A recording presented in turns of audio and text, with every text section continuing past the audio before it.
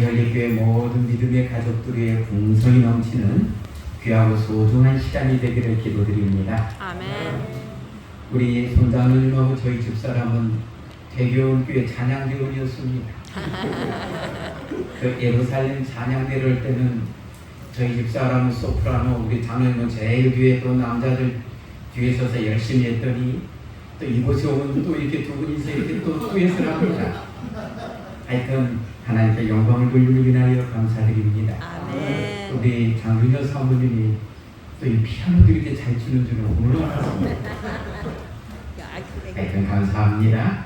우리 모두가 형제하여서 하나님께 영광을 돌림을 인하여 감사드립니다. 아멘. 제가 전번에 왔을 때에는 한 젊은 군인이 제대한다고 인사하고 시간 쓰더니 이제 그 친구 제대하니까 또 신병으로서 또 여기 입대했군요. 예.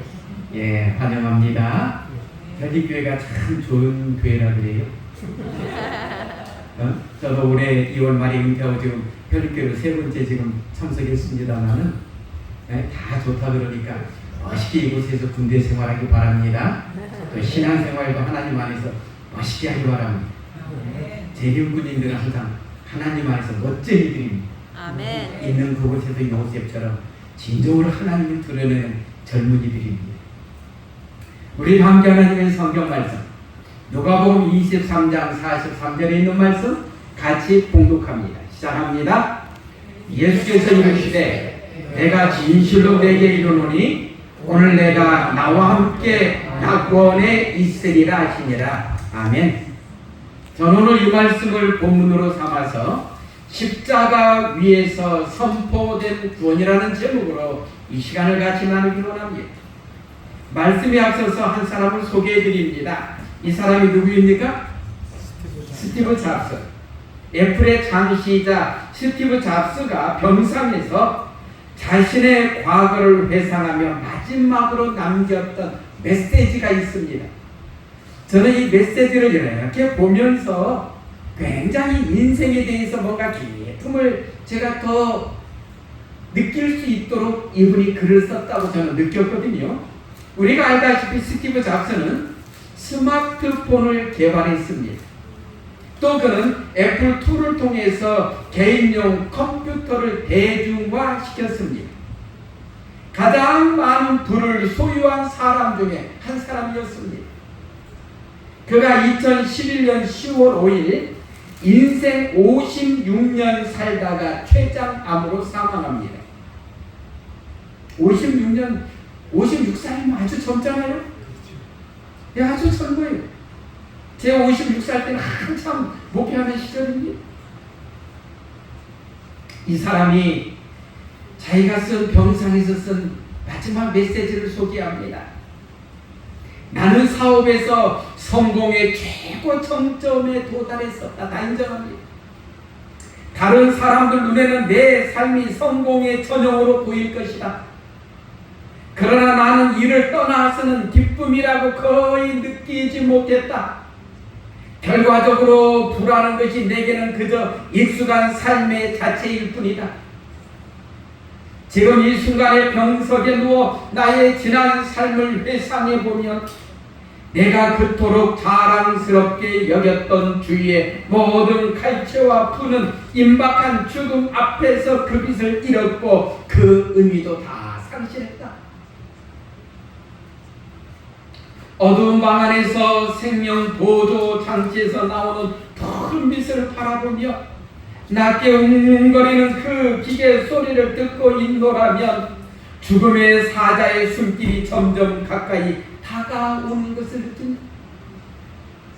이제야 깨닫는 것은 평생 배금지 않을 정도의 부만 축적되면 더 이상 돈 버는 일과 상관없는 다른 일에 관심을 가져야 한다는 사실이다. 배만 굶지 곧 먹을 게 없어서 배고프지 않는 산 위치에 있다면 뭐 해야 된다면요?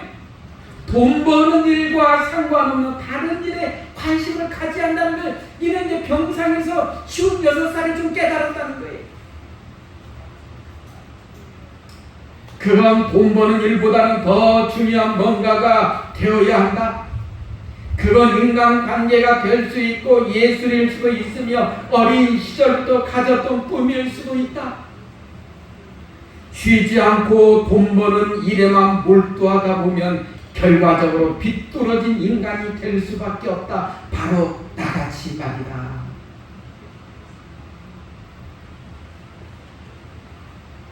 부에 의해 조성된 환상과는 달리 하나님은 우리가 사랑을 느낄 수 있도록 감성이라는 것을 모두의 마음속에 넣어주셨다.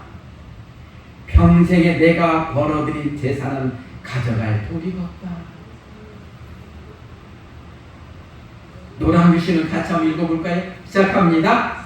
내가 가져갈 수 있는 것이 있다면 오직 사랑으로 점철된 추억뿐이다. 마지막 인생의 죽음 앞에서 나의 인생을 바라보면서 뭐를 느끼라고요? 사랑으로 점철된 추억만이 마지막 내가 죽음 앞에서 정말 생각하면서 가져갈 수 있다는 것입니다.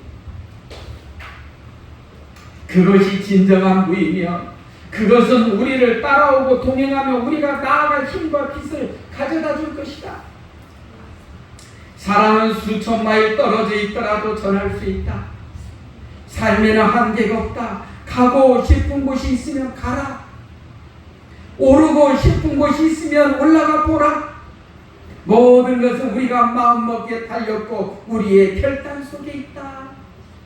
너무나 일에만 몰두해서 돈에만 몰두돼서 사는 인생이 되지 말아달라는 부탁입니다. 자기처럼. 어떤 것이 세상에서 가장 비싼 침대일까? 그건 병상이다. 스티브 잡스가 병상에서 하루에 그 들어가는 돈이 어마어마했던 모양입니다. 그러지 않겠습니까? 특급실에서 비싸다는 그거 다 맞으면서 우리는 운전수를 고용하여 우리 차를 운전하게 할 수도 있고 직원을 고용하여 우리를 위해 돈을 벌게 할 수도 있지만 고용을 하더라도 다른 사람에게 병을 대신 앓도록 시킬 수는 없다. 아무리 돈 많이 줘보세요. 나 대신 죽겠다고 병상에 누워있나요? 인생이 그렇다는 거예요. 물질은 잃어버리더라도 되찾을 수 있지만 절대 되찾을 수 없는 게 하나 있으니 바로 세계다.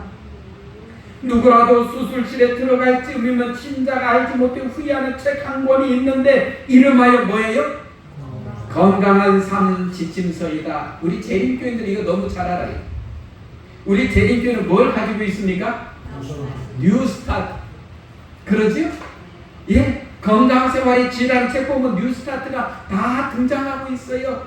우리가 하나님께서 우리에게 주신 기별대로 살면은요 평균 몇 살 정도 더 살아요? 15년. 예. 아이고 우리 집사님은 아주 세게 말씀하셨어요. 이야, 보통 7년. 에? 평균 수명이 그렇게 재림교인들이 더 길어요. 물론 요즘은 우리 재림교인들도 이 지침서가 있는데 이대로 안 살아가고 병도 걸리고 좀 일찍 또 죽고 하는 분들도 많지는 않지만 있지요. 그러나 이 말씀대로 우리에게 주어진 뉴스타트 기별대로 살면은 아주 하나님께서 보장을 해주셨더라고요. 잡스는 나중에 생각을 알았어. 그러면서 그는 말하기를 현재 당신이 인생의 어느 시점에 이르렀든지 상관없이 때가 되면 누구나 인생이란 무대에 막이 내리는 날을 맞게 되어 있다. 맞지요? 우리 노란글씨 다음에 읽을까 시작합니다. 가족을 위한 사랑과 부부간의 사랑 그리고 친구를 향한 사랑을 귀히 여겨라. 자신을 잘 돌보기 바란다. 이웃을 사랑하라. 이웃을 사랑하라. 누가 우리에게 주신 세 계명이에요? 내 이웃을 누구처럼요? 내 몸처럼 사랑하라. 요한복음 13장 34절에서 우리 주님께서 세 계명. 잡스는 마지막 병상에서 더 이상 활동할 수 없는 상황에서 이것을 깨달아요. 그러면서 그는 우리에게 부탁하기를 정말로 가족간의 사랑을 깊이 나누거라. 부부간의 사랑을 귀히 여기거라. 그리고 뭐예요? 친구를 향한 사랑을 아주 귀하게 여기고 너 자신을 잘 돌보아라. 그리고 이웃을 사랑하라. 오늘 우리 혈기교회 모든 믿음의 가족들, 오늘 이곳에 참여한 우리 모두의 삶 속에 스티브 잡스가 마지막으로 우리에게 부탁한 이 기별이, 이 메시지가 우리 모두에게서 온전히 이루어지는 귀한 메시지가 되기를 기도드립니다. 본문으로 들어갑니다. 누가복음 24장 43절에서 우리는 정말로 예수님께서 십자가상에서 외치는 마지막 가상 7험 중에 하나를 우리는 접하게 됩니다. 예수께서 이르시되 내가 진실로 내게 이르노니 오늘 내가 나와 함께 낙원에 있으리라 하시니라. 이날 예수님께서는 인류의 구원을 위한 마지막 고지인 십자가에 달리셨습니다. 예수님과 더불어 두 명의 강도가 예수님 곁에 십자가에 못 박혀 죽음을 눈앞에 두고 있었습니다. 예수님 옆에 달린 강도에 대해서 성경은 이렇게 우리에게 알려줍니다. 이때 예수와 함께 강도 둘이 십자가에 못 박히니 하나는 우편에 하나는 좌편에 있더라. 이 강도들에 대해서 우리 영감이 들어 좀 더 자세히 그들의 상태를 기록하고 있습니다. 조계문제 181쪽에 보면 두 강도를 그와 함께 양쪽에 각각 매달았다. 강도들은 힘이 저항하였으나 군인들은 저들을 강제로 끌어다가 팔을 뒤로 제치고 십자가에 못 박았다. 저항해봤자 아무 소용이 없는데, 저항해봤자 더 큰 고통만 당하는데, 이들은 뭐하고 있습니까? 저항합니다. 왜 저항합니까? 죽기 싫었어요. 다 죽기 싫다는 거예요. 인생은 죽음이 싫습니다. 혹시 여러분들은 나는 빨리 죽고 싶다는 분 있습니까? 한번 손 들어보고 나 빨리 죽고 싶다. 나는 진짜 빨리 죽고 싶다. 아니에요. 저희 어머니가 올해 99세인데 이제 올 6월부터 나이를 한 살씩 줄여갖고 이제 98세예요. 그러지요? 우리가 나이 한 살씩 다 줄었잖아요. 그런데 우리 어머니가 항상 하시는 말씀이 내가 2년만 더 살면 좋겠다. 올해 들어왔어요. 그리고 죽음이 싫으신 거야. 네? 아직도. 그러나 이제 저도 아직 그때가 안 돼봐서 모르겠습니다만은 그 정도 사셨으면 인생 그냥 쿨하게 뭐 이제 살 만큼 살았다, 이제 오늘 죽어도 좋다 이렇게 말씀하셔도 괜찮으시다고 저는 느끼는데 어머니 마음은 안 그래요. 내가 2년만 더 살면 좋다. 지금도 아침 일찍 일어나시 앞에 텃밭에 가서 걸음 주시고 뭐 채소들 다 가꾸십니다. 지금도 그러셔요. 예, 저도 은퇴하고 나서 한 달에 한 번씩 꼭 저희 집사람하고 어머니한테 내려가거든요. 보통 가면 2박 3일 정도 하면서 여행도 같이 다니고 하는데 지난주 다녀왔습니다. 그런데 걸음을 질질 걸음 부대를 질질 끄고 다니시면서 걸음을 주고 다니셔. 못 드시니까 이제 이야 대단하시다. 사람은요 여러분, 지금 여러분들의 입장에서 나는 90세만 살고 죽어도 뭐 여한이 없겠다고 생각 드는 분들이 있을 거예요. 90세 돼보세요. 또 욕심내. 왜 그렇습니까? 사람은요 죽는 게 싫어요. 맞지요? 정말로 죽는 것이 싫어요. 이 강도들도 죽기가 싫은 거예요. 그래서 그냥 순순히 끌려가서 이렇게 해도 되는데 막 저항하다가 더 아픔을 당해요. 왜? 군인들이 놔두니까 더 세게 아주 그냥 제압을 하지요. 저는 이 모습을 보면서 그래, 우리 인간이 이래. 사람은 죽기 싫은데. 이날 세 개의 십자가가 갈바리 언덕에 세워졌습니다. 한가운데 예수님께서 달리셨습니다. 왜 그들은 예수님을 한가운데 달리셨습니까? 달게 했습니까? 네? 가장 중요한 분이라고요? 죄인 중에 괴수. 시대의 소망은 이렇게 설명해요. 예수님과 함께 십자가에 못 박힌 강도들은 좌우편에, 예수께서는 가운데 못 박히셨다. 그것은 누가요? 제사장들과 관원들의 지시에 의하여 이렇게 했던 것입니다. 두 강도 사이에 있던 그리스도의 위치는 그분이 셋 중에서 가장 큰 죄수라는 것을 표시할, 이게 그들의 마음이에요. 사단은 그들을 통해서 예수가 최고로 악한 죄인이라고 드러내기를 원했습니다. 그러나 그들도 모르는 사이에 뭐예요? 이와 같이 하여 그가 범죄자 중 하나로 헤아림을 입었음이라는 성경의 예언을 성취시켰다. 그들은 예수님이 미워서, 사단은 예수님이 싫어서, 양쪽에 선한 사람도 아니고 독립운동가들도 아니잖아요. 그들이 이스라엘의 독립을 위해서 로마에서 해방시키겠다고 독립운동한 독립운동가들이 아니잖아요. 그들은 뭐였어요? 강도요, 강도. 그러지요? 그 강도들과는 같은 물이라는 거예요. 양쪽에 있는 강도들보다 너는 더 뭐라는 거예요? 죄수라는 거예요. 아까 그것은 사단이 시선에서 예수를 그렇게 바라보고 만든 작품이었다면, 하나님께서는 똑같은 모습 속에서 다른 시선을 우리에게 보여주십니다. 시대의 소망 757쪽입니다. 제사장들은 그들의 행동이 무엇을 의미하는지를 정확하게 알지 못했다. 예수님은 강도들과 같이 십자가에 못 박히셨는데 그의 십자가는 그들 가운데 세워졌다. 그처럼 그분의 십자가는 죄악 중에 놓인 이 세상의 한복판에 세워진 것이다. 그리고 참여한 강도에게 하신 용서의 말씀은 지구의 가장 먼 병계까지 비치게 될 횃불에 불을 붙였던 것이다. 예수님의 십자가는 이 세상의 한복판에 세워졌다는 것입니다. 온 세계를 구원하실 빛이 온 세상의 한복판에 세워졌습니다. 이 세상에 그 어떤 죄인이라도 예수님께 나올 때 구원이 주어질 것이었습니다. 하나님께서는 제사장들과 관원들의 악한 괴이들, 죄악 중에 놓인 온 세상을 구원할 토상으로 바꾸어 놓으셨습니다. 이날 십자가에 달리셔서 큰 고통 중에 계신 주님에게 더 큰 아픔이 갑자기 밀려오기 시작했습니다.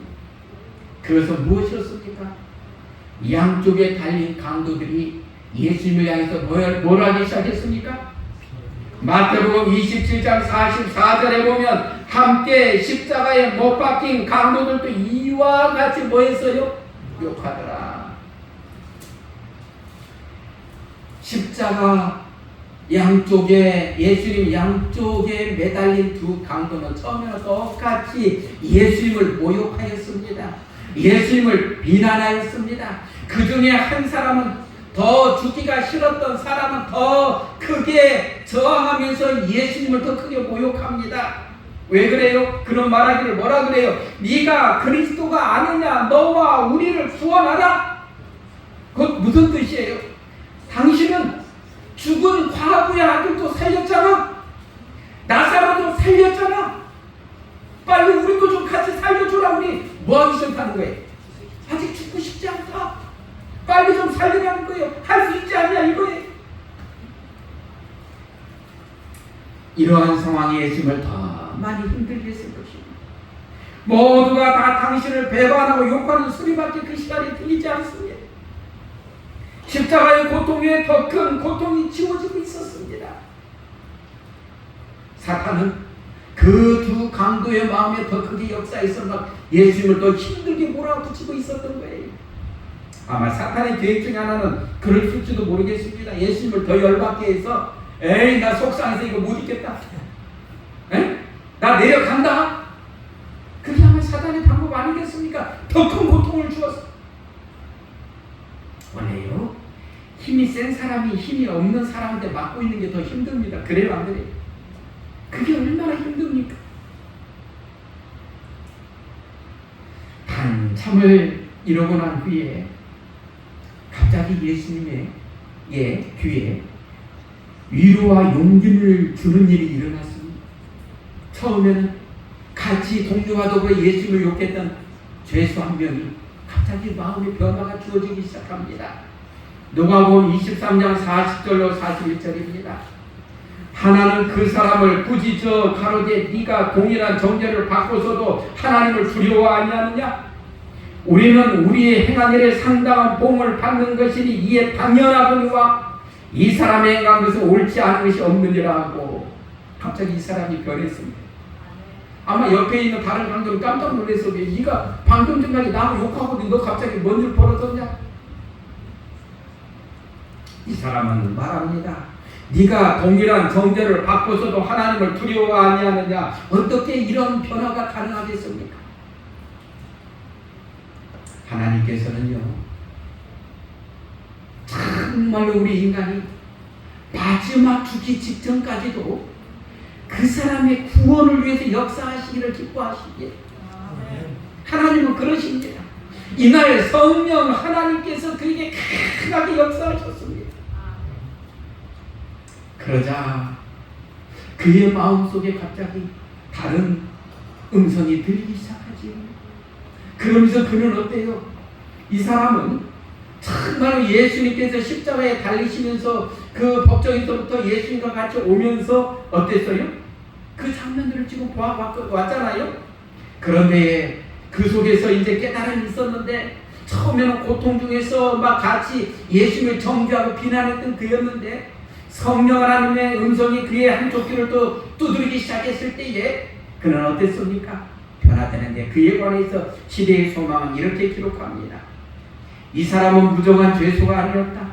그는 비록 악한 동무들을 사귐으로 인하여 못된 길에서 방황했으나 십자가 옆에 서서 구주를 욕하는 많은 사람들보다 훨씬 죄가 가벼웠다.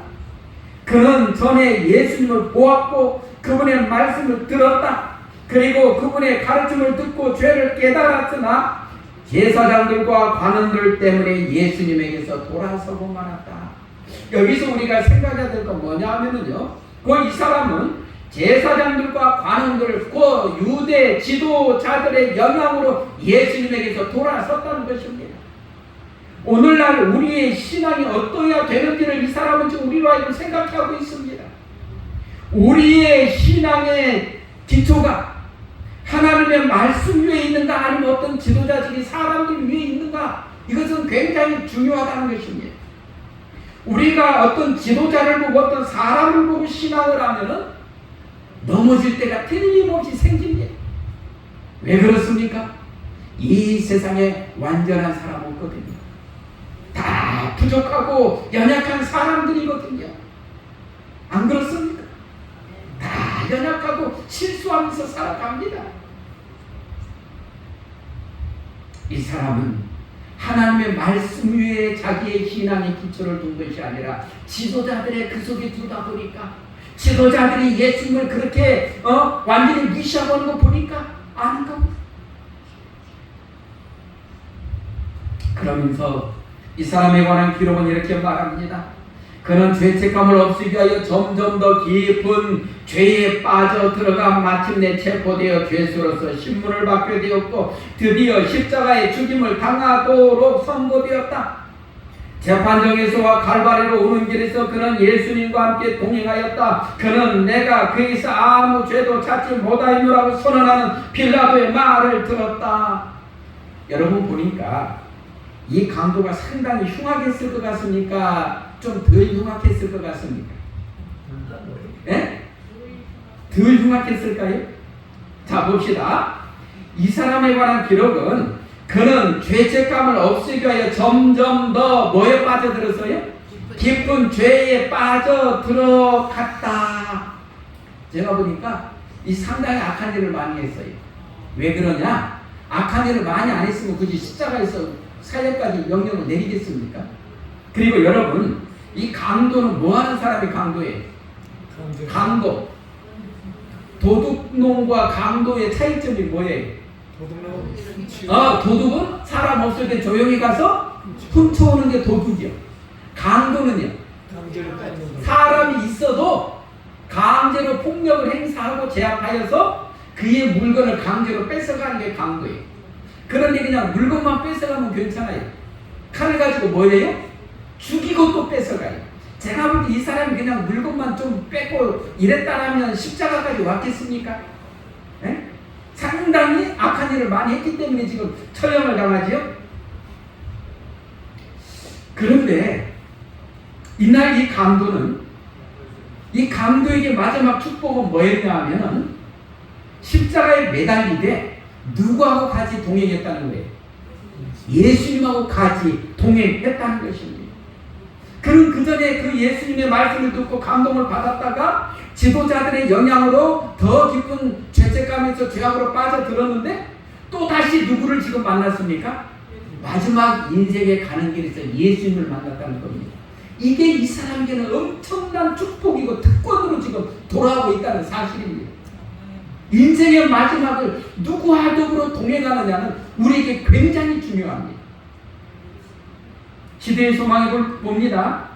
그는 예수님의 거룩한 태도와 당신을 괴롭히는 사람들에게 공정을 나타내시고 용서를 베푸시는 거룩한 모습을 주목하여 보았다. 그는 행인들 중에서 많은 사람들이 예수님을 옹호하는 것을 들었다.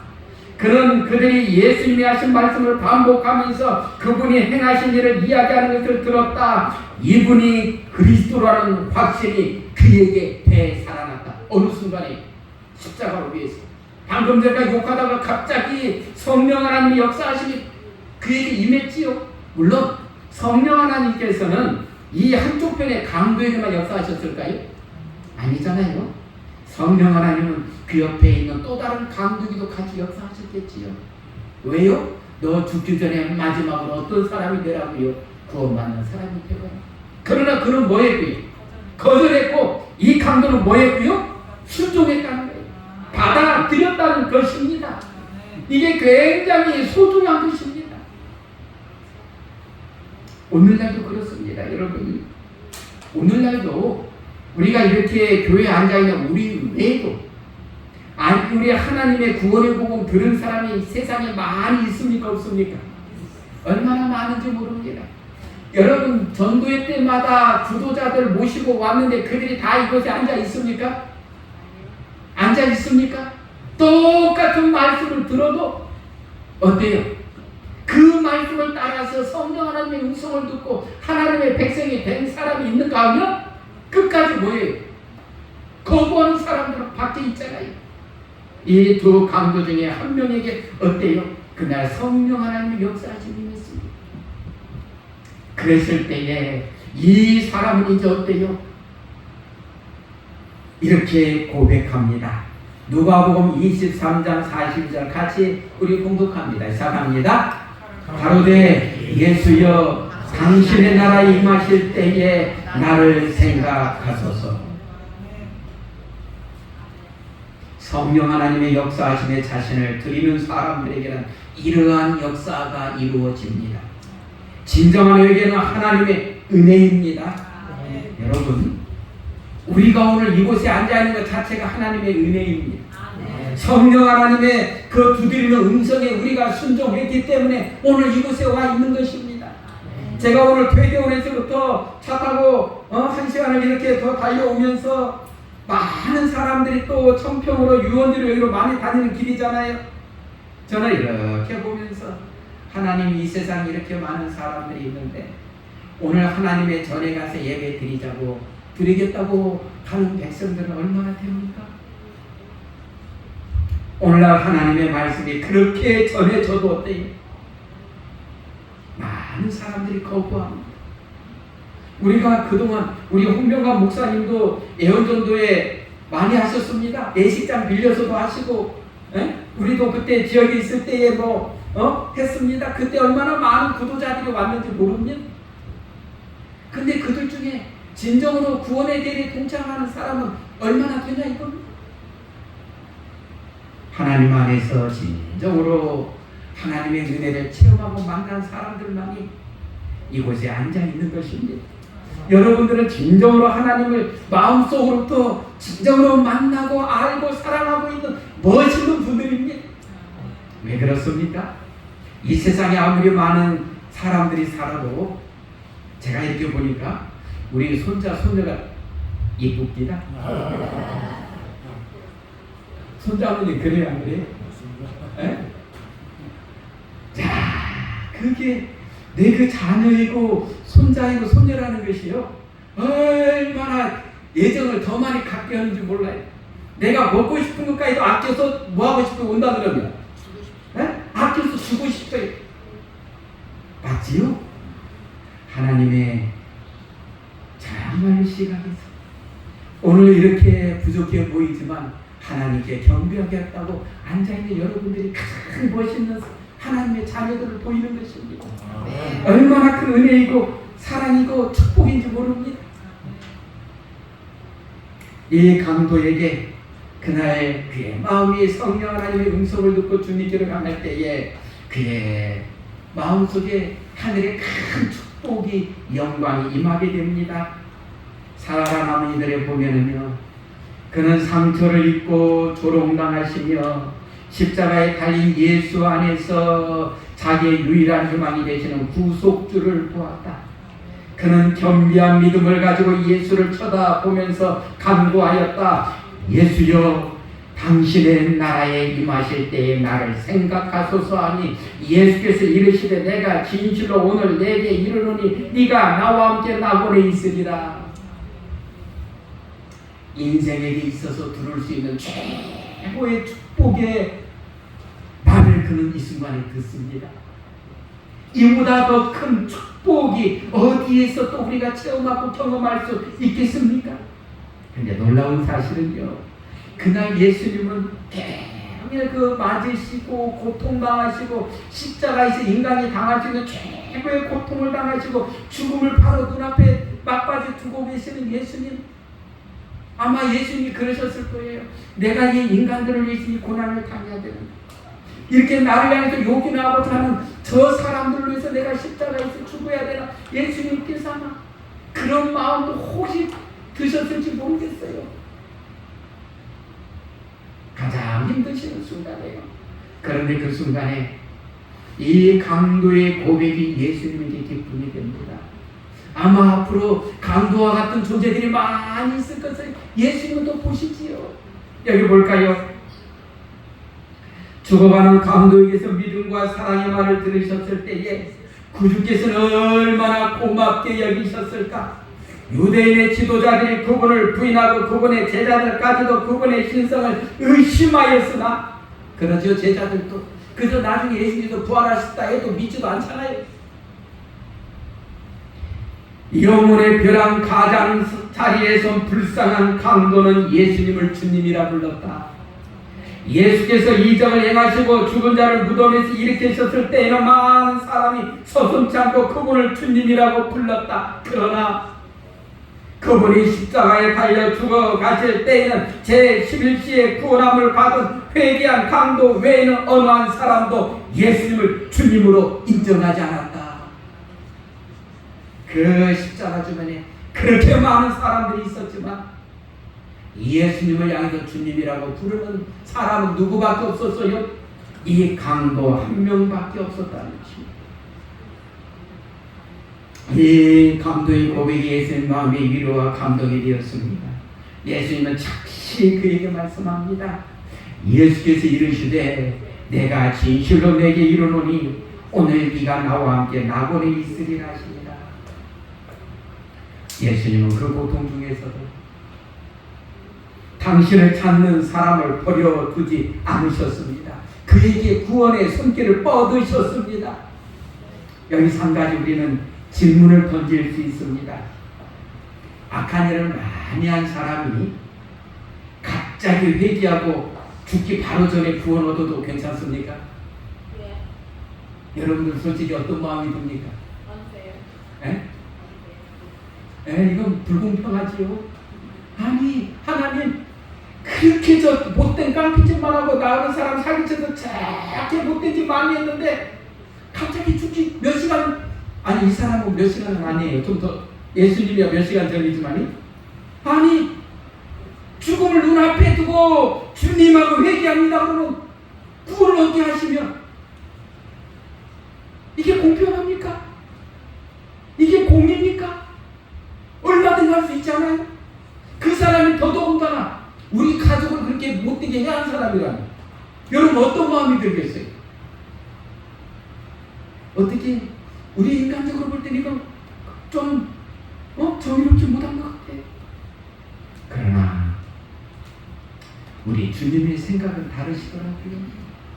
그가 아무리 악한 일을 많이 했을지라도 진정으로 주님을 개인의 구주로 알고 받아들이고 회개하고 주님께 나오는 사람은 우리 예수님이 뭐 하신다는 거예요?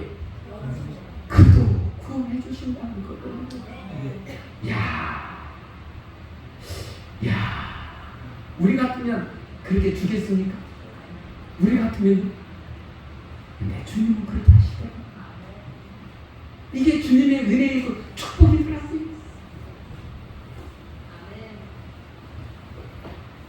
강도가 화평을 입어요. 예수께서 약속의 말씀을 하실 때 십자가를 덮고 있던 어두운 구름 속으로 밝고 활기찬 광선이 뚫고 들어갔다. 회개한 강도에게 하나님께서 받으셨다는 확신으로 완전한 평화가 이르러갔다. 그분의 귀는 들으실 수 없을 만큼 둔하지 않으며 그분의 팔은 구원하실 수 없을 만큼 짧지도 않으시다. 당신을 힘입어 하나님께 나오는 모든 사람을 온전히 구원하시는 것이 그분의 대권이다. 이 순간에 강도의 마음이 얼마나 행복했겠습니까? 십자가의 고통보다 더 큰 하나님의 은혜가 그를 덮었습니다. 방금 전까지만 해도 그는 아파서 죽겠다고 외쳤던 사람인데 하나님께서 주시는 은혜의 그 평강의 마음이 그의 마음을 온전히 덮었을 때에는 이 강도는 마지막 죽을 때까지 고통 속에서 죽었을까요? 그는 평안한 가운데서 죽었을까요? 여러분 보세요. 여러분의 각시대의 배경도 보면 초대교회 로마 황제의 박해 속에서 얼마나 많은 그리스도인들이 죽었는지 모릅니다. 제일 잔인하게 죽임을 당한 사람들 어떤 죽음을 당한 사람이었습니까? 십자가에 매달리되 그 밑에다가 불을 떼서 뭐 해서요? 태워가면서 화형시키는 사람들. 그러지요? 차라리 사자에 잡으려고 찢기더라도 금방 끝나지만 그런데 놀라운 사실은 그 순교자들이 마지막에 화형대에서 십자가에 매달려 화형에도 불태워 죽어가면서 그들이 비명을 이룹니까? 하나님을 찬양합니다. 그들은 하나님을 찬양했습니다. 왜 그렇습니까? 그 고통보다 하나님께서 주시는 은혜와 평안이 더 강하기 때문에 그것을 다 잊고서 마지막까지 어때요? 하나님. 스데반이 돌에 맞아. 여러분 돌에 맞으면 아파요. 비명이 나와야 돼요. 찬양이 나와야 돼요. 정사적인 어떻게 해야 돼요? 돌이 그냥 막 날아오도 맞는데요. 비명을 질러야 맞는데 스데반은 하늘을 바라보면서 얼굴이 누구처럼 변해요? 천사처럼 변하면서 화평함이 그 얼굴에 크게 차지 않던가요? 저는 그런 모습들을 보면서 이 강도에게 하나님의 은혜가 그렇게 주어졌고 이 강도는 그 다음부터 죽을 때까지 하나님의 평안한 인도함 속에서 그의 운명을 마무리했겠구나. 그것을 보게 됩니다. 제가 보니까 우리의 마지막 시대를 살아가는 우리도 순교를 두려워할 게 아니더라고요.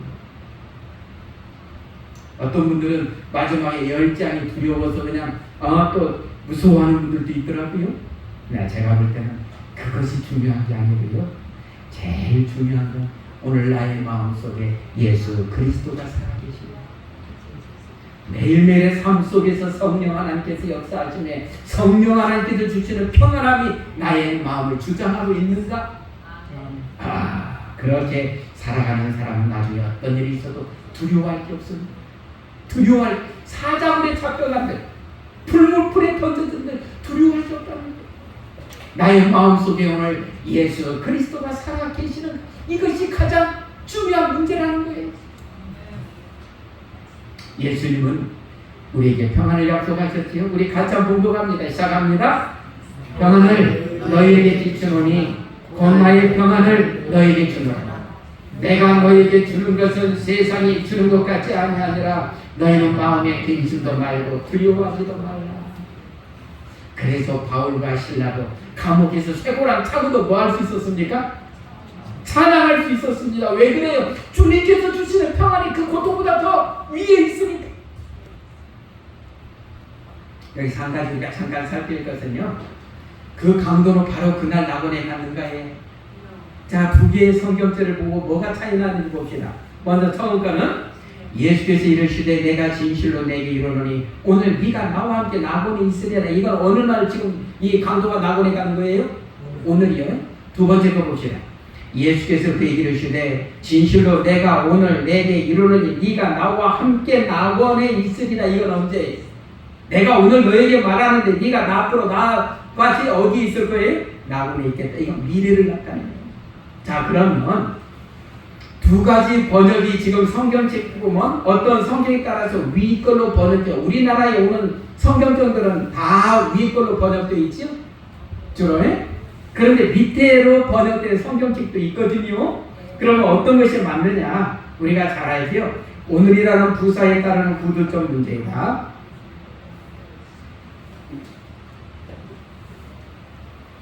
쉼표가 잘못 지졌다. 고대 헬라어는 문자를 띄어쓰지 않았다. 사도들과 선지자들이 글을 기록했을 때는 쉼표 등이 마침표 등이 없었어요. 그냥 쫙 기록되어 있습니다. 13세기에 그 1200년대에 와서 학자들이 장, 절, 구두점 띄어쓰기 등을 하였다. 오늘날 성경의 장절은 13세기에 와서서 제대로 그렇게 됐다는 겁니다. 일반적인 생각 때문에 성서의 쉼표까지도 영향을 받았다. 앞에 성경들에서 쉼표는 오늘이라는 단어의 앞에 아니라 뒤에 위치해야 된다. 이 당시 성경을 번역하는 사람들이, 헬라어를 가지고 번역하는 사람들이 어떤 사고를 갖고 있었어요? 헬라의 이원론적 사고가 그들에게 강했지요. 사람은 죽으면 어떻게 된다요? 육과 영으로 나뉘어진다는 사상. 또 더 나아가서 어때요? 영은 뭐예요? 천국 가거나 아니면 지옥 간다는 사고가 그들에게 꽉 차 있었거든요. 그러한 개념을 가지고 성경을 번역 들어가니 사람은 죽으면 바로 천국 아니면 지옥 가야 되기 때문에 어때요? 네가 나와 함께 오늘 낙원에 있으리라고 번역할 수밖에 없었다는 거예요.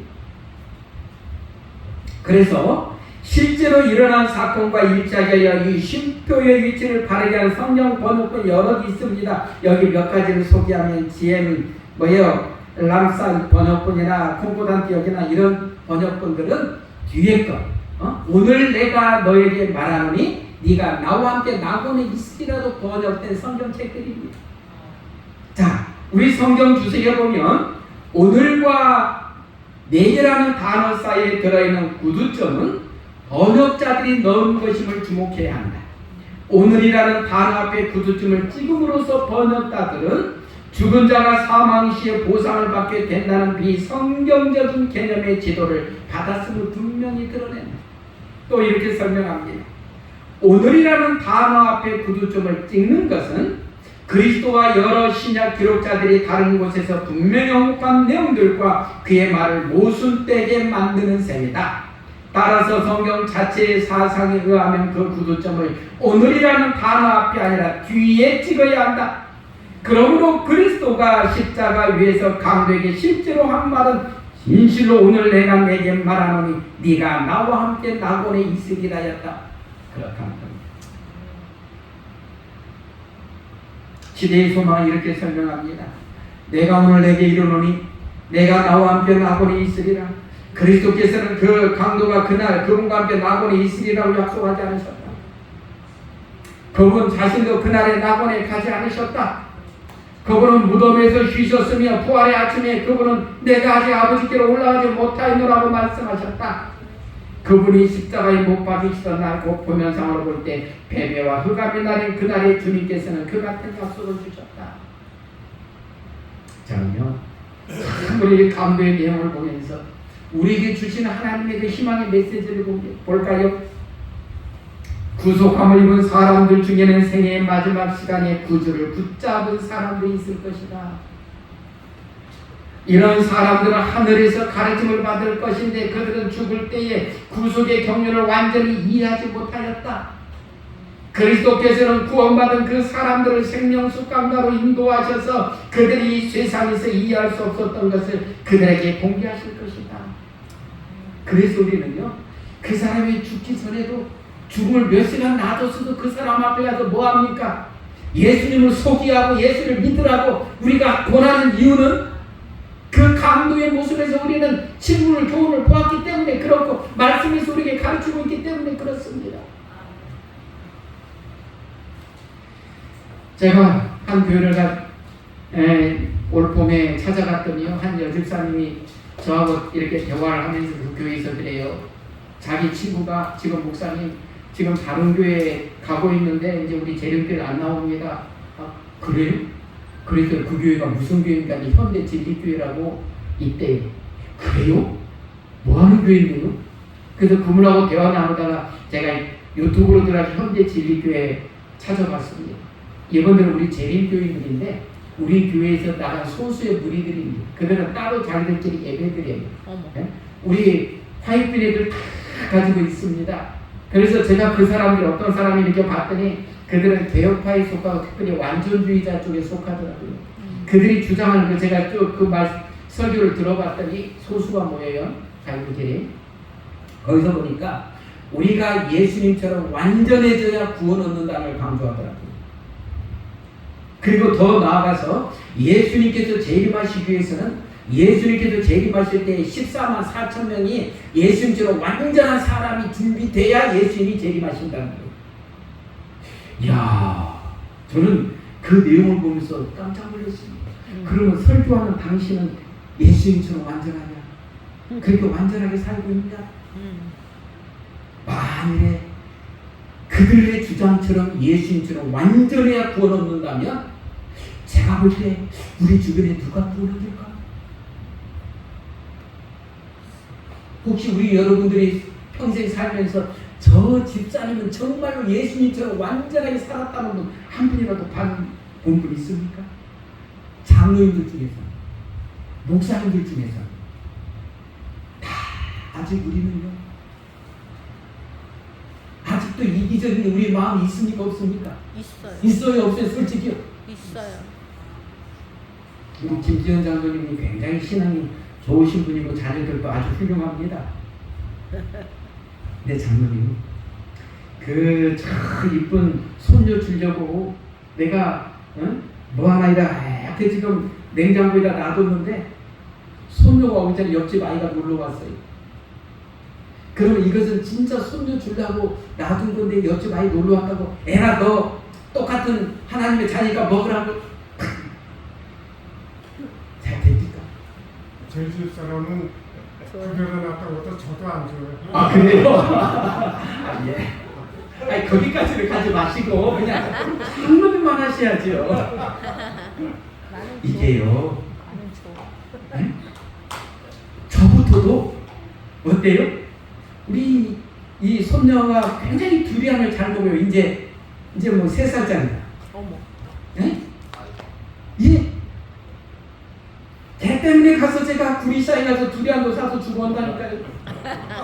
네? 우리 옆집에 있는 아이 때문에 가지 않아요.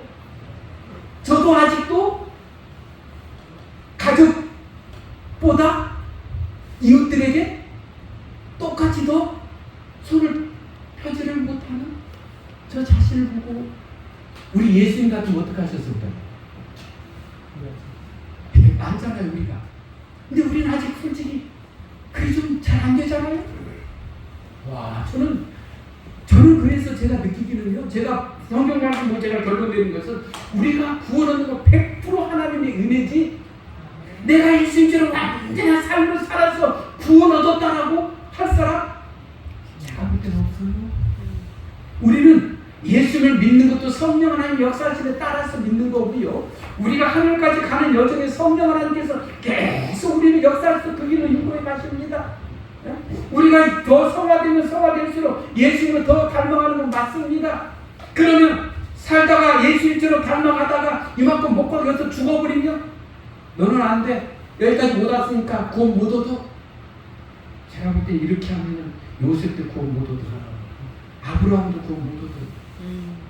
우리는 하나님의 은혜 속에 진정으로 하나님의 은혜 속에 예수님을 닮아가는 삶을 닮아가다가 거기서 인생이 마무리될지라도 우리는 그리스도로 더불어 옷을 입고 살다가 주님 안에서 살다가 간 사람이기 때문에 하나님께서 우리를 의인이라고 인정해 주시고 하늘로 데려가시는 것이지, 너는 예수님처럼 완전하게 살았구나, 그렇다면 이런 구원, 강도 구원시키면 안 돼. 안 그렇습니까? 그 악하게 살다가 몇 시간 놔두고 예수 믿는다고 고백한 사람 구원시키면 안 돼요. 제가 볼 때는 이 구원의 역사는 100% 하나님의 은혜지. 내가 마지막에 숨을 먹고 구원을 정말로 죽으면서 마지막 구원을 하나님의 은혜로 입어서 입고 간다면 100% 하나님의 은혜지. 내가 이룬 건 어림도 없습니다. 아멘. 저 목회 30년 했다고 제가 지금 완전 예수님처럼 삽니까? 아니잖아요. 우리는 끝까지 주님의 은혜를 믿고 살아갑니다. 아멘. 그래서 나 자신을 내세울 게 없어요. 아멘. 사도 바울이 처음에는 오늘 봤지요. 갈라디아서 나는 사도다 했던 사람이 나중에는 디모데에 가니까 뭐예요? 죄수 중에 내가 죄수. 결국 그런 고백을 할 수밖에 없는 게 우리 인생이잖아요. 그래서요, 옆에서 누가 좀 잘못하고 해도 불쌍히 여기시고 공의를 베푸시기 바랍니다. 아멘. 나도 아직 부족하니까요. 안 그래요? 나도 아직 실수하니까요. 회개하는 죄를 용서해 주시기를 기뻐하신 우리 주님입니다. 우리 요한일서 1:9절 같이 봉독합니다. 시작합니다. 만일 우리가 우리 죄를 자백하면 저는 미쁘시고 의로우사 우리 죄를 사하시며 모든 불의의 소리를 깨끗게 하실 것이다. 이 주님의 사랑에 감사하는 우리 모두가 되기를 바랍니다. 이제 아멘. 원고 마무리하겠습니다. 그리스도는 그의 사업의 마지막 순간까지 죄를 용서하시는 분이셨다. 베들레헴의 큰별이 막히려는 가장 깊은 도덕적 그 밤의 한밤중에 죽어가는 죄인이 죽어가는 구주를 붙잡았을 때에 그의 믿음의 빛이 찬연한 광채를 가지고 비쳤다. 아멘. 이 주님의 사랑이 오늘도 우리를 감동하고 계십니다. 우리 주님께서는 회개하는 죄를 향해서 이렇게 약속하셨습니다. 예수께서 그에게 이르시되 진실로 내가 오늘 내게 이르노니 네가 나와 함께 낙원에 있으리라. 아멘. 오늘 십자가상의 강도는 우리에게 희망의 기별을 전합니다. 어떠한 죄인일지라도 주님께 나오는 자에게는 희망이 있음을 선포합니다. 아멘. 우리의 매일의 삶이 주님께 나오는 삶이 되기를 주님께서 오늘 또 바라고 계신다라고 말씀하고 계십니다.